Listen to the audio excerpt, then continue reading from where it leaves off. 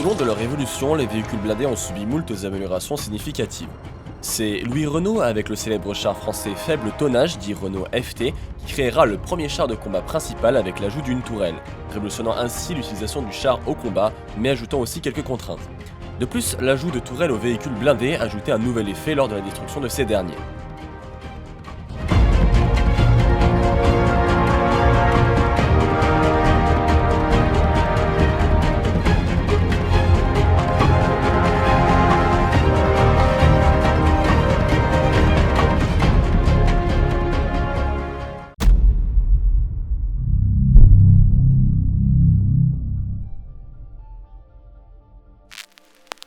Les chars de combat modernes, soit datant d'après le Renault faible tonnage, sont tous plus ou moins pourvus des mêmes éléments.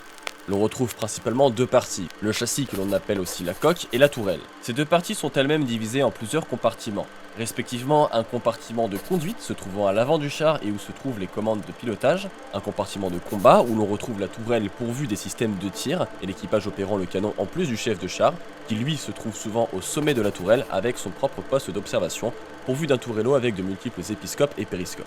Enfin, l'on retrouve le compartiment moteur, souvent à l'arrière du char. La compartimentation d'un blindé peut différer en fonction de ce pourquoi il a été créé et de la doctrine dans laquelle il est prévu de l'employer. On pourra donc retrouver le moteur à l'avant aux côtés du pilote, ou même des chars sans tourelle que nous aborderons dans une autre vidéo. Un char est toujours pourvu d'un canon principal, tirant lui-même des munitions appelées obus dès lors qu'il dépasse un calibre de 20 mm. En dessous, l'on parlera de balles. Ces derniers se déclinent en toutes sortes de variantes dépendamment de l'effet souhaité lors de l'impact de la munition sur la cible, qu'elle soit blindée ou non et qu'il s'agisse d'infanterie ou d'infrastructure. Ces munitions sont elles-mêmes rangées dans ce que l'on appelle un râtelier de munitions, aussi appelé casier à munitions. Il en existe toutes sortes et dépendamment de l'époque et de la conception du char, ils peuvent varier et se trouver à différents endroits. Ce sont des éléments permettant de stocker les munitions sans qu'elles ne bougent, tout en les gardant accessibles pour le chargeur dont le rôle est de charger le canon. Dans tous les cas, tout blindé possède son atelier de munitions. Le stockage de munitions à l'intérieur des blindés a longtemps été fait de la même manière avec un simple dispositif de rangement pratique. Cependant, l'emport de munitions à l'intérieur d'un char cause également un grand problème. Au combat, un char peut être détruit de plusieurs façons, quasiment à tous les coups par un tir dit pénétrant qui va traverser le blindage du char et causer différents types de dégâts en fonction du type de munition dont il s'agit. Une fois à l'intérieur, la munition va soit tuer l'équipage par les éclats causés par la fragmentation, que ce soit par l'acier du blindage projeté lors de la perforation, ou bien par la munition elle-même pouvant exploser et se fragmenter. Si l'équipage survit à la fragmentation, il y a d'autres effets auxquels ils auront plus de mal à faire face, comme l'incendie pouvant être provoqué en cas de dégâts causés au réservoir de carburant du blindé, pouvant brûler et asphyxier l'équipage s'il n'évacue pas rapidement le blindé ou contrôle l'incendie. Enfin, une destruction couramment causée par un tir perforant, et c'est l'objet de cette vidéo, c'est lorsque les râteliers de munitions du char sont atteints et explosent, que ce soit par la chaleur générée par l'impact et les effets de la munition, la fragmentation ou tout autre effet permettant de faire détonner la charge explosive contenue dans les munitions emportées dans le char. Un obus est toujours constitué de deux parties, la charge permettant de propulser l'obus qui est souvent à l'intérieur d'une douille en cuivre, et l'obus lui-même qui est détaché de la douille lors du tir. La douille contient toujours une charge explosive permettant la propulsion de l'obus. L'obus quant à lui peut ou non contenir une charge explosive en fonction de sa nature. Le râtelier de munitions est donc une véritable poudrière. Lorsque les munitions du char explosent, cela crée une surpression à l'intérieur du blindé, qui souvent va s'évacuer par toutes les ouvertures possibles. Généralement, les trappes d'accès de l'équipage, qu'elles soient sur le châssis ou sur la tourelle, parfois même par le canon, et si la surpression est trop importante ou que les volets des trappes sont verrouillés, le char sera détourellé.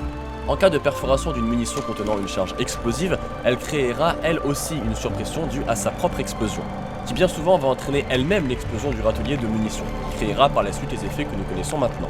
Dans la mesure où l'une des parties les plus faibles du blindé se trouve être l'anneau de tourelle, qui permet le mouvement de rotation et l'assemblage de cette dernière sur le châssis, la surpression peut projeter la tourelle en l'air et la séparer du reste du blindé. C'est un effet très impressionnant qui a été souvent et malheureusement observé pendant la Seconde Guerre mondiale, notamment où les râteliers de munitions n'étaient pas encore sécurisés. Cet effet, souvent appelé hammer rack, signifiant râtelier de munitions en anglais, en référence à la partie causant cet effet lorsque détruite, porte le nom de diable en boîte en français, en référence au jouet en forme de boîte, dont une figurine jaillit grâce à un système de ressort faisant penser à l'implosion d'un char. Et on dit généralement que le char a été détourellé.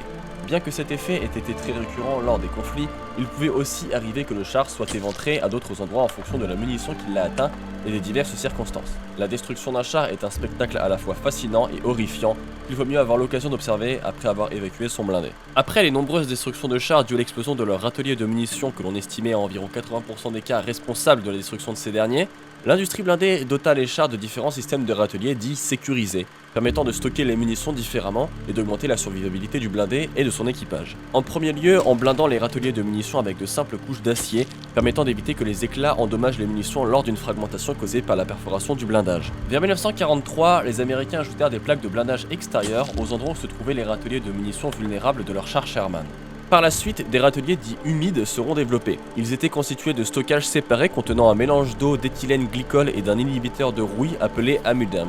Les Alliés estimaient avoir été capables de réduire à entre 10 et 15% la destruction de leurs blindés par explosion du râtelier de munitions. Plus tard, des systèmes plus avancés permettant d'isoler complètement les munitions, d'évacuer la surpression causée par leurs explosions grâce à des évents prévus pour, ou même de les désactiver lorsque stockés, seront mis en place sur les blindés plus modernes, permettant de toujours mieux sécuriser le stockage des munitions à bord des blindés. Bien que souvent loué, parfois largement surestimé au combat et dans la fiction, le blindé en tout temps a toujours été une machine redoutable dans des contextes assez limités. Ce sont de véritables Achilles dont le talon est la simple perforation de leur blindage.